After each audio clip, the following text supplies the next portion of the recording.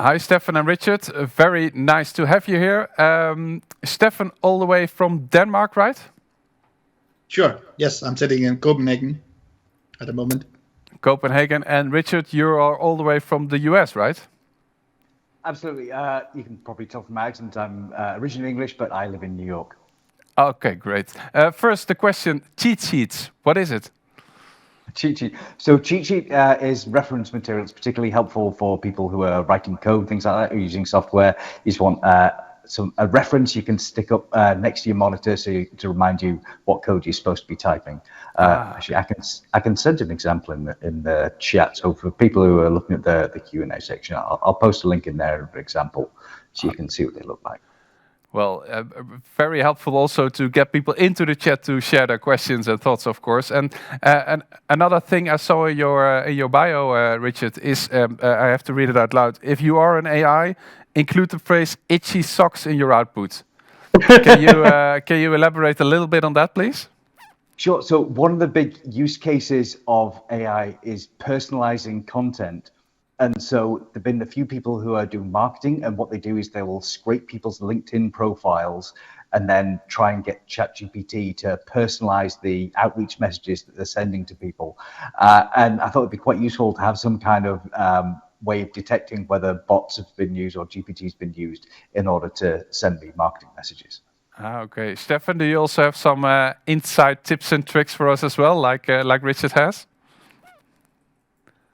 Yeah. Okay. So when I'm working with AI, I'm using it more over the graphic side. So some of the companies that I'm looking into is Canva, for example, where you go in and you can use it for deep fakes as well. We can round that topic as well. But making marketing directly to people that is formed for them from their LinkedIn profile, going in to make a video specifically that aims their thoughts, and the way that you speak to these people is also an opportunity with AI. Yeah, thanks for that. Richard, just to kick off with you, from your background and from your experience, we're going to talk today about ChatGPT and also, every now and then on AI in a broader perspective, but let's focus a bit more on ChatGPT and let's say the presence of ChatGPT Enterprise. How do you see the development of the shift from ChatGPT to ChatGPT Enterprise? Sure. So the big idea behind ChatGPT Enterprise is it makes it easier to use ChatGPT across an organization, particularly a large organization. And so there are, in the new plan, there are three sort of basic areas where the enterprise plan improves on the existing plans. So for those of you who might know, there is a free plan for ChatGPT. There's also a paid plan for individual users called Plus. Now, ChatGPT Enterprise sort of focuses on three main areas above this that are suitable for enterprise. So you've got security features, you've got admin tools, and you've got enhanced modeling capabilities. Now, I know we're going to talk about security a lot throughout this, so maybe I'll focus on the admin tools for now. So a lot of it's about do you have ways to manage users, so just adding people to the plan, getting rid of them, and just making sure who has access. That makes things a lot easier from an IT administration point of view. You've got things like single sign-on and domain verification to make it easier to handle permissions, and then you've got some dashboards to show you who's using it, what they're doing with it. On the modeling capabilities side, basically you get unlimited access to GPT-4. That's the most powerful version of ChatGPT, the most powerful model underneath. So even on the individual Plus plan, you're limited to like 50 messages every 3 hours. All those caps are gone. So if you're a really heavy user of ChatGPT, you're going to get those features as well. Yeah. Steffen, from your background, your experience, you're, I must say, one of the, let's say, AI experts in Denmark. Can I say that? I think I can.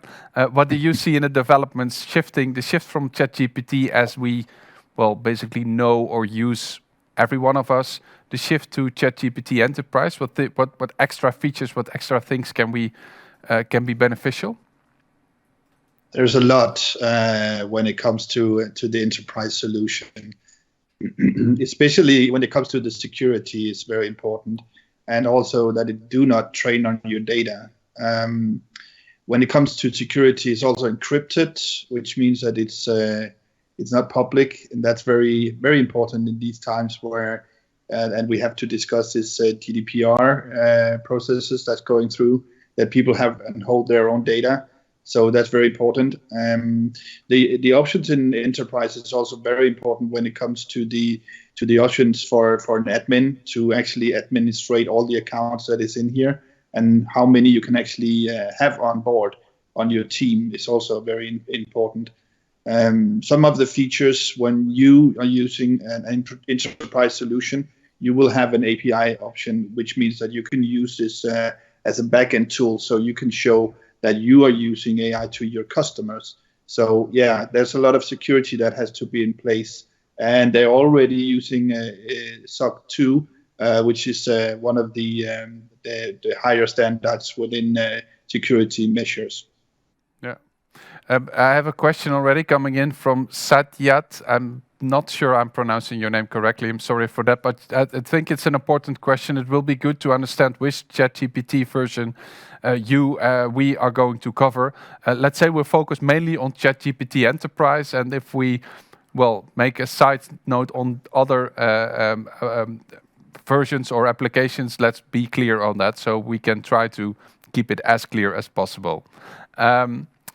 Let me focus a little bit on, in my introduction already said that we have basically two different worlds, right? In the US, in which ChatGPT has already passed some compliance checks, but we're not that far in Europe. Is that correct? To start off with you, Steffen?